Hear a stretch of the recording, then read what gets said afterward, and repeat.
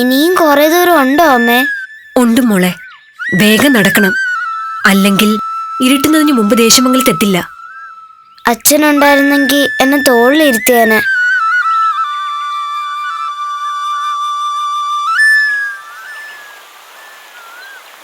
അമ്മയ്ക്ക് ഓർമ്മയുണ്ടോ, അപ്പുറത്തെ കാട്ടിലെ മുത്തിയമ്മയുടെ ഉത്സവത്തിന് അച്ഛൻ എന്നെ തോളിലിരുത്തിക്കൊണ്ട് പോയത്?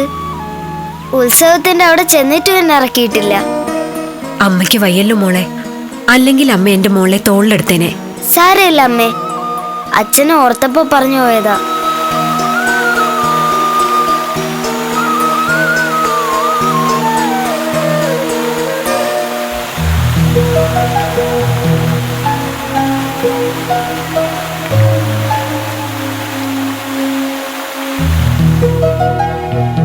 നമ്മളവിടെ ആരുടെ അടുത്തേക്കാ പോവാ?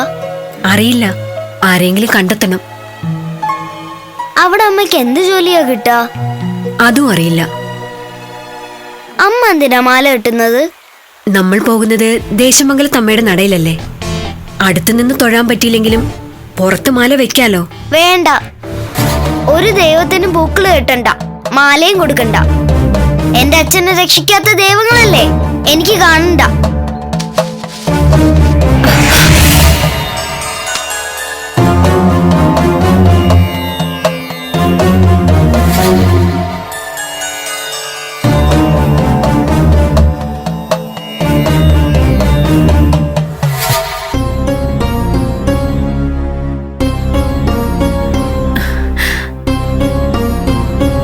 മാല മോളിട്ടതാണോ? വരൂ.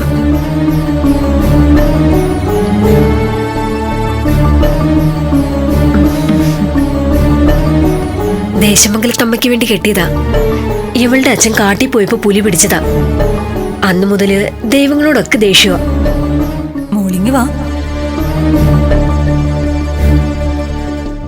എല്ലാവരും എപ്പോഴാ മരിക്കുന്നതെന്നറിയോ? ആയുസ് എത്തുമ്പോൾ. ഒരാൾ ജനിക്കുമ്പോൾ തന്നെ അയാളുടെ മരണസമയവും കുറിക്കപ്പെട്ടിരിക്കും. അത് ആരെക്കൊണ്ടും തിരുത്താനാവില്ല. പേരെന്താ? കുഞ്ഞി. നല്ല പേരാണല്ലോ, കുഞ്ഞിപ്പെണ്ണ്. മനുഷ്യർ ജനിച്ചാൽ ഒരിക്കൽ മരിക്കും. പിന്നെയും അവർ ജീവിക്കുന്നത് അവർക്ക് വേണ്ടപ്പെട്ടവരിലൂടെയാണ്. എന്ന് വെച്ചാൽ മോളുടെ അച്ഛനെ കുറെ കാലം ജീവിക്കുന്നത് മോളിലൂടെയാണ്. മരണം ദുഃഖമുള്ള കാര്യമാണ്, പക്ഷെ എന്നും അതോർത്ത് ദുഃഖിച്ചിരിക്കാൻ പാടില്ല. കുഞ്ഞിപ്പെണ്ണ് ചെയ്യേണ്ടത് എന്താ? അമ്മയ്ക്ക് കൂട്ടായിരിക്കണം, അമ്മയ്ക്ക് വേണ്ട സഹായങ്ങൾ ചെയ്യണം, അച്ഛനെ ഓർക്കണം, ദൈവത്തെക്കുറിച്ച് ഓർക്കണം. കേട്ടോ? ദേശമംഗലത്തെ കുറിച്ച് അറിയോ? ദേശമംഗലത്ത് ആരുടെയെങ്കിലും സഹായം ചോദിച്ച് അവിടെ കൂടാൻ വന്നതാ. നിങ്ങളിപ്പോൾ നിൽക്കുന്നത് ദേശമംഗലത്താണ്. ആണോ? ദേശമംഗലത്തെ കുറിച്ച് കുറെ കേട്ടിട്ടുണ്ട്. ദേശമംഗലത്തമ്മയെ കുറിച്ചും. ഇവിടെ ഞങ്ങൾക്കൊരു ഇടം കിട്ടുമായിരിക്കും അല്ലേ? കിട്ടുമല്ലോ. ദേശമംഗലത്ത് അമ്മയോട് അനുവാദം ചോദിച്ചു കഴിഞ്ഞല്ലോ, അർച്ചനയും കഴിഞ്ഞല്ലോ. മനസ്സുകൊണ്ട് ദേശമംഗലത്ത് അമ്മയുടെ മുമ്പിൽ എല്ലാവരും എല്ലാം സമർപ്പിച്ചതല്ലേ. ധൈര്യമായി മുന്നോട്ട് പോകൂ. ആദ്യം ചോദിക്കുന്ന ആളിൽ നിന്ന് തന്നെ നിങ്ങൾക്ക് സഹായം കിട്ടിയിരിക്കും. അമ്മ ആരാണ്? ഞാൻ ദേശമംഗലത്തെ ഒരാളാ. കുറെ കാലമായിട്ടുണ്ട്, ഇനിയും കുറെ കാലം ഉണ്ടാവുകയും ചെയ്യും. കുഞ്ഞിപ്പെണ്ണെ, ഇനിയിപ്പോൾ നീ ദേശമംഗലംകാരിയല്ലേ. എല്ലാവരെയും നോക്കുന്നത് പോലെ ഞാനും കുഞ്ഞിപ്പെണ്ണിനെ നോക്കിക്കൊള്ളാം, കേട്ടോ? അമ്മയും മോളും നേരെ നടന്നോളൂ. ദേശമംഗലത്ത് നിങ്ങൾക്കെല്ലാം ഉണ്ട്.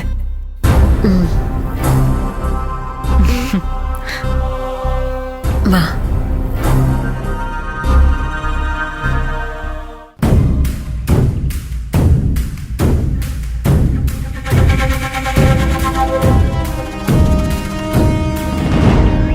ക്ഷേത്ര കാര്യങ്ങൾക്ക് എന്തിനാ ഇപ്പോ പുതിയൊരു കാര്യക്കാരൻ? യാതൊരു കുഴപ്പമില്ലാതെ ക്ഷേത്ര കാര്യങ്ങൾ നടക്കുന്നുണ്ടല്ലോ. തമ്പുരാന്റെ കൽപ്പനയല്ലേ, അനുസരിക്കാതിരിക്കാൻ പറ്റുമോ? വരുന്ന ആൾ തമ്പുരാന്റെ മൂത്ത ജ്യേഷ്ഠനാ. അതുകൊണ്ട് എന്താ കാര്യം? ദേശമംഗലം തമ്മിയുടെ പ്രതിഷ്ഠ നടന്നപ്പോ കാര്യക്കാരനായി ഒരാൾ ഉണ്ടായിരുന്നല്ലോ, ശിവശങ്കരൻ. അത് തമ്പുരാന്റെ സഹോദരിയുടെ ഭർത്താവല്ലേ? എന്നിട്ട് എന്തൊക്കെയാ അയാൾ കാണിച്ചു കൂട്ടിയത്? കള്ളം പറഞ്ഞും തമ്മിലടിപ്പിച്ചും ദേശമംഗലം തമ്മിയുടെ ഭക്തന്മാരെ ഭിന്നിപ്പിക്കാനല്ലേ അയാൾ ശ്രമിച്ചത്? ഒരു കാര്യം നാം പറയാം, പുതുതായി വരുന്ന കാര്യക്കാരൻ ദേശമംഗല തമ്മിയുടെ ഇംഗിതത്തിനനുസരിച്ചല്ല പ്രവർത്തിക്കുന്നതെങ്കിൽ നമ്മൾ തമ്പുരാനോട് പരാതിപ്പെടണം. അതിനിപ്പോ സ്ഥാനം നോക്കേണ്ട കാര്യമൊന്നുമില്ല. ഈ വരുന്നു എന്ന് പറഞ്ഞ മഹാനുണ്ടല്ലോ, ചിത്രഭാനു, അയാളുടെ അച്ഛൻ തമ്പുരാൻ പണ്ട് കൊട്ടാരത്തിൽ നിന്ന് ഇറങ്ങിപ്പോയ ആളാണ്. സംഗതി എന്താ? അധികാരത്തിനോടുള്ള ഭ്രമം. അച്ഛന്റെ രക്തം തന്നെ ആയിരിക്കുമല്ലോ മകനും. എങ്കിൽ പിന്നെ സംശയിക്കണ്ട, ഈ വരവ് ദേശമംഗലത്തിന്റെ നാശത്തിന് തന്നെയാണ്. ദേശമംഗലത്തെ പൊന്നു തമ്പുരാനും ദേശമംഗലത്തെ ക്ഷേത്രത്തിനും ദോഷം വരുന്ന പ്രവൃത്തികൾ ആരുടെ ഭാഗത്തുനിന്നുണ്ടായാലും കണ്ണടച്ച് നമ്മൾ എതിർക്കണം. വരുന്നയാള് ചിത്രഭാനുവോ ചിത്രഗുപ്തനോ യമധർമ്മനോ ആരും ആയിക്കോട്ടെ, ക്ഷേത്ര കാര്യങ്ങളിൽ നമ്മൾ പറയുന്നത് അനുസരിക്കണം. ഇല്ലെങ്കിലേ പണ്ടൊരിക്കല് ഇറങ്ങിപ്പോയതുപോലെ ദേശമംഗലത്തുനിന്ന് അടിച്ചിറക്കണം നമ്മൾ അയാളെ.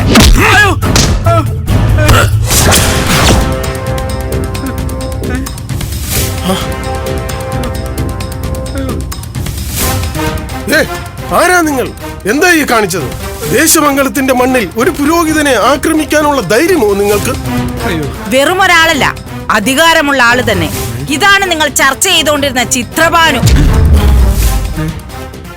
ദേശമംഗലത്തെ പുരോഹിതന്മാർക്ക് ആവശ്യമില്ലാത്ത കാര്യങ്ങൾക്ക് നാവ് പൊളയ്ക്കാൻ അറിയാമെങ്കിൽ അത് കാലുയർത്താൻ അറിയുന്നവരെ കുറിച്ച് ബോധമില്ലാത്തത് കൊണ്ടാണ്. നാം ചിത്രഭാനു സ്ഥാനം കൊണ്ട് ദേശമംഗലത്തെ പൊന്നുതമ്പുരാനേക്കാൾ മുതിർന്നത്. ദേശമംഗലത്തെ സിംഹാസനത്തിൽ നാമായിരുന്നു ഇരിക്കേണ്ടിയിരുന്നതെന്ന് എല്ലാവർക്കും നന്നായി അറിയാമല്ലോ. തിരിച്ചു വന്നത് ദേശമംഗലത്തെ വെറും ഒരു പ്രജയാവാനല്ല, ദേശമംഗലത്തെ പൊന്നുതമ്പുരാനേക്കാൾ കൂടിയ കൽപ്പനകൾ പുറപ്പെടുവിക്കുവാനാണ്. ദൂഷ്യം പറയാൻ നാവ് ഉയർത്തുന്നവർ ശ്രദ്ധിച്ചു കേട്ടുകൊള്ളുക. സുന്ദരരാജനല്ല ചിത്രഭാനു, അരിഞ്ഞെടുക്കും എല്ലാ നാവുകളും. ഓർത്തോ?